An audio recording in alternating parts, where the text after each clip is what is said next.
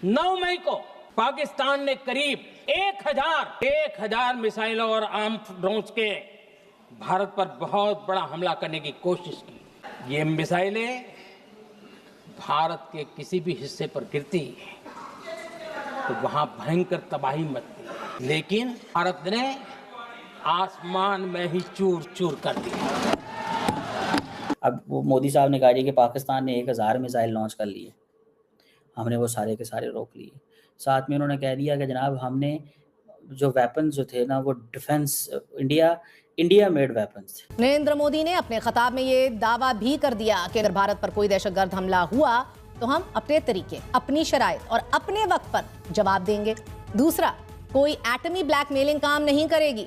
और तीसरा ये कि हम दहशतगर्दों और दहशतगर्दों की सरपरस्ती करने वालों को अलग अलग नहीं देखेंगे। हमारा मुल्क इस्लाम के नाम पे बना हुआ मुल्क है, और ये सारी जो अभी मुस्तफ़ा भाई कह रहे थे झूठ या धोखे या ये सारी चीज़ें, ये वो इक़दार हैं जो इस्लाम ने हमें सिखाई हैं। पाकिस्तान ने एक साथ 1000 मिसाइलें और ड्रोन से हमला किया था और भारत ने सब फोड़ दिए।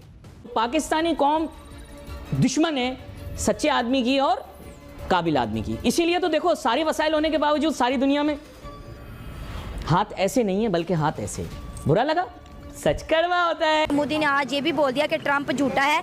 मेरी और ट्रंप की तो कोई कॉल पे बात नहीं। मोदी ने बड़े खुल खिला के पार्लियामेंट में बहस की और कहा जनाब कि हम तो अभिनंदन को भी वापस लेके आ गए, और कांग्रेस जो है उसने अपीजमेंट की पॉलिटिक्स की, वोट बैंक की पॉलिटिक्स की, और हिंदू टेरर का नैरेटिव जो है वो कांग्रेस देती रही।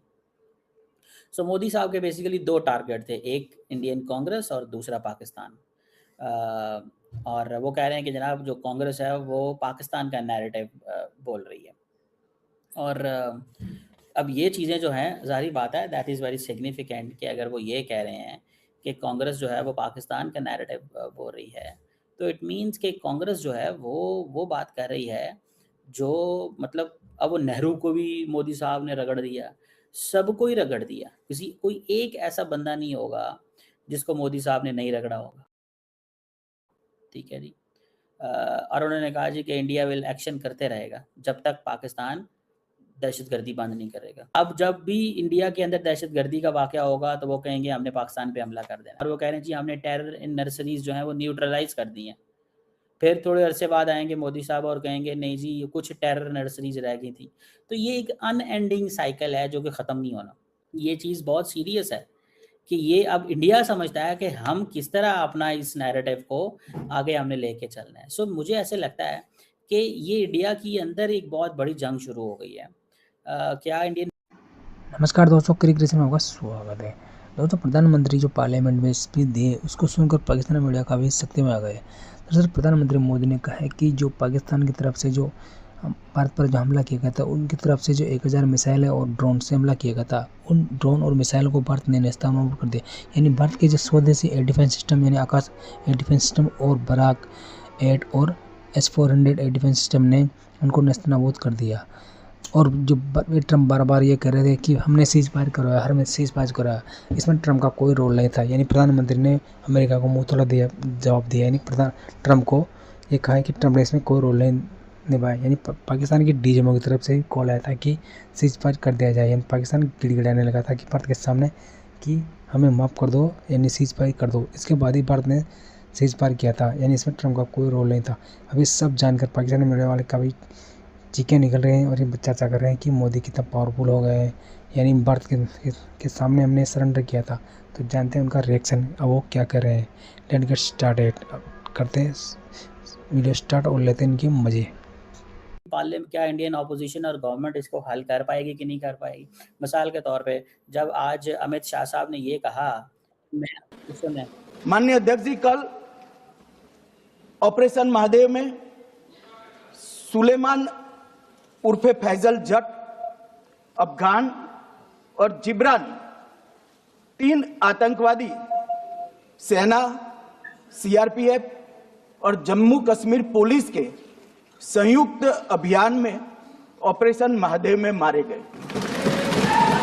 सो ये वो कह रहे हैं कि जनाब हमने आज कल ऑपरेशन किया। तो वो लोग सवाल ये पूछ रहे हैं कि आपने ये किस तरह ऑपरेशन कर लिया। क्योंकि आज पार्लियामेंट का सेशन है और आज ही आपने ऑपरेशन किया। समझ रहे हैं बात?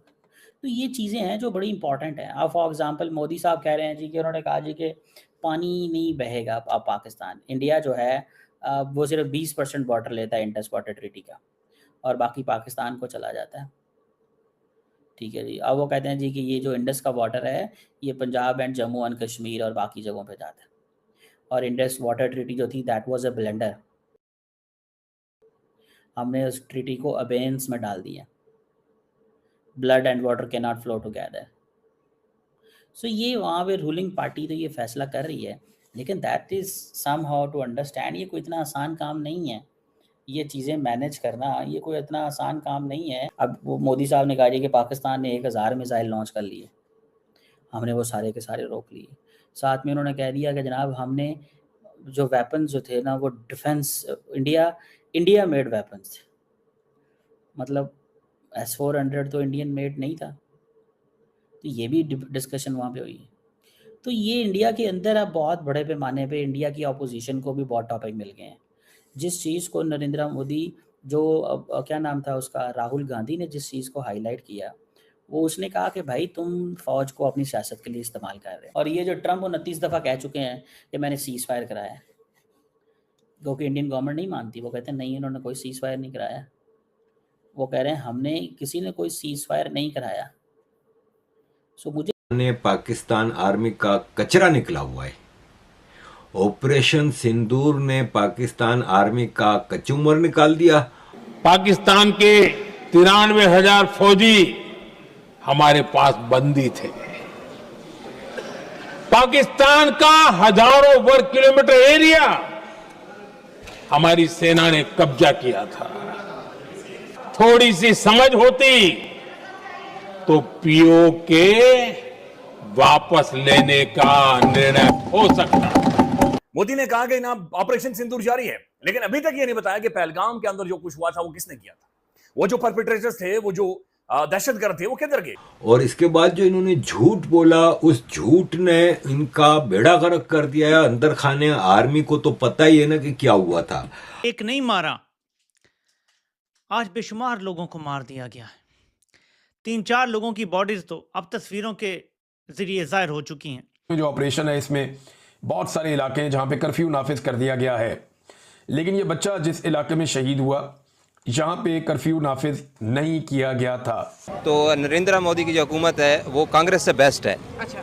उसने 15 साल में इंडिया को जीरो से हीरो बना दिया। जंग रुकवाने की बात इन्होंने अपने इलेक्शन कैंपेन में की थी, गजा की या रशिया यूक्रेन की, वो तो रुकवा नहीं सके। और उनसे पूछा कि भाई साहब आप रशिया की यूक्रेन वार रुकवा रहे थे। हाँ, मुझे पुतिन ने बहुत मायूस किया है और पुतिन से मैं नाराज़ हूँ, पुतिन ने ये जंग रोकने के लिए तैयार नहीं हो रहा और ये और वो। तो आपकी औकात क्या है फिर? कर रहे हैं। मुझे ऐसे लगता है ज़ाती तौर पे इंडिया के अंदर अब रखी जा रही है बुनियाद, इंडिया के अंदर रखा जा रहा है एक बेस रखी जा रही है कि भाई साहब अब वो